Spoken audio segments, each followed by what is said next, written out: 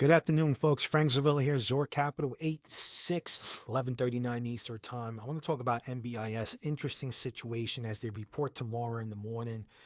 NBIS is an artificial company. If you remember back on May 28th, I wrote a Substack about it, called it the 2 billion artificial arms dealer that's probably being overlooked. Their last revenue report, their revenue growth was roughly 400%.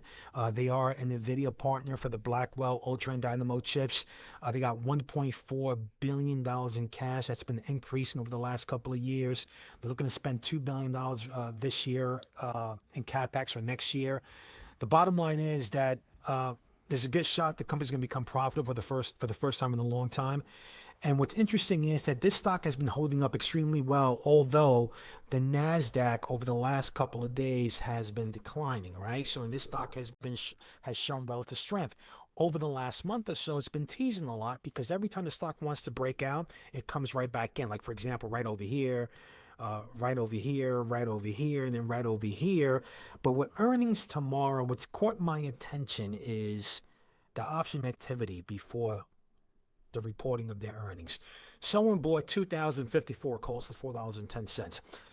Someone bought 3,551.50 calls for this week, and they also bought 1,600 out of the money $70 calls.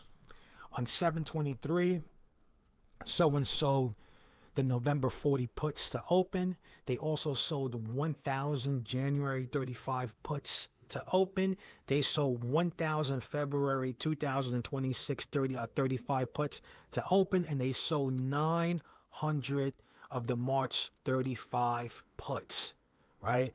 That's a lot of confidence. That just very simply means the stock goes down to those levels, you're a willing buyer, right? So what's interesting is if for some reason this stock gaps down, there's probably a good shot, it's probably a good bounce candidate based on the option activity.